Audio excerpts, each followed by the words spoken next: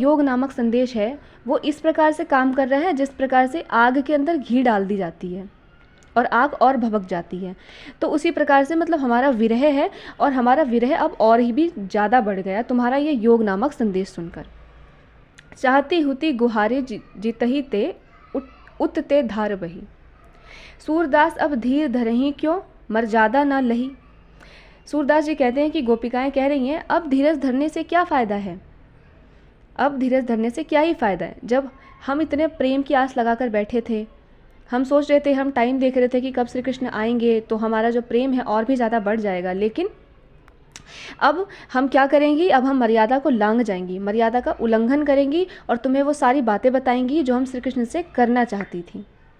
क्योंकि जब हम पर पुरुष को कोई भी बात बताते हैं अपने मन की, तो वो एक प्रकार से मर्यादा का उल्लंघन करना होता है। तो अब ये मर्यादा को तोड़ते हुए उद्धव से अपने मन की बात कहेंगी। पद पढ़े थे, आज हम तीसरा और चौथा पद पूरा करेंगे।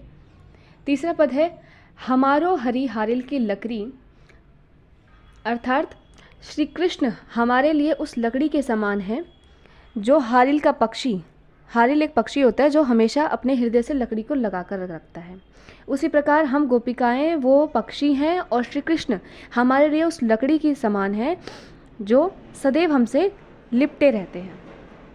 मन क्रम बचन नंद नंदन उर यह दृढ़ करी पकड़ी, यानी हम सदैव ही नंद बाबा के पुत्र श्री कृष्ण को मन क्रम वचन इन सभी से जकड़ करके रखते हैं।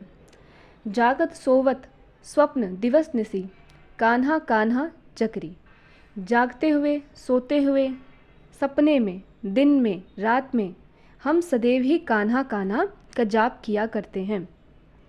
सुनत लोग जागत है लागत है, सुनत जोग लागत है ऐसो जो करुई ककरी, अर्थात तुम्हारा ये जो योग वाला संदेश है ना, इसको सुनकर ऐसा लग रहा है मानो हमने कोई ककड़ी, जो कड़वी ककड़ी होती है उसका सेवन कर लिया हो, क्योंकि कड़वी ककड़ी ऐसी होती है जिसको खा करके पूरा मुंह कड़वा कड़वा हो जाता है। तो इसी प्रकार से गोपिकाएं अभी हो रही हैं। सू तो व्याधि हमको ले आए देखी सुनी न करी, हमारे लिए तो तुम और भी ज़्यादा व्याधि लेकर के आ गए हो। अब यह तो सुर तिन्ही ले सौंपो जिनके मन चकरी, अब तुम ऐसा जो संदेश लेकर आए हो ना, ये हमारे लिए नहीं है, ये तो उन लोगों को जाकर दो जिनका मन चंचल है, जो एक में आस्था रखते हैं फिर दूसरे में आस्था रखना शुरू कर देते हैं फिर तीसरे में रख लेते हैं। तो ऐसे चंचल हृदय वाले लोगों को अपना ये योग नामक संदेश जाकर सुनाओ, क्योंकि हमारा हृदय तो परिवर्तित नहीं होगा, हम तो अपने प्रेम मार्ग की तरफ ही रहेंगे, हम योग मार्ग की तरफ नहीं जाएंगे। हरि है राजनीति पढ़ी आए, अब चौथे पद में श्री कृष्ण की बुराई करते हुए, बुराई अर्थात उनको थोड़ा उन्हें गुस्सा आ रहा है, तो वो कह रहे हैं कि श्री कृष्ण अब मथुरा जाकर के राजनीति पढ़ चुके हैं, राजनीति पढ़ लिए हैं।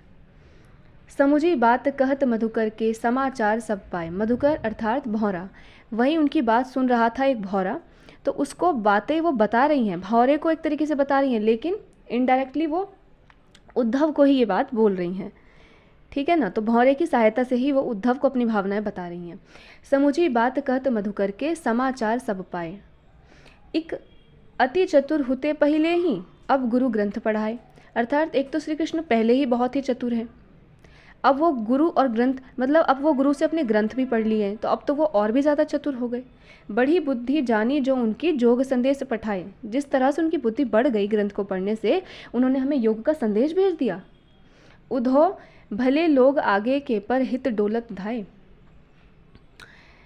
अब अपने मन फेर पाहिए चलत जू हुते चुराए,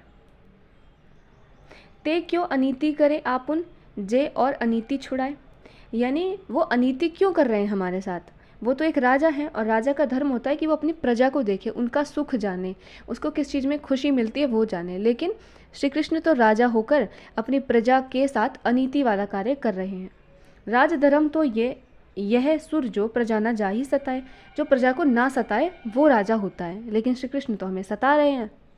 तो इसके अंदर हमने 4 पद जो हैं कंप्लीट कर लिए हैं। आई होप आपको पूरा चैप्टर समझ में आ गया होगा।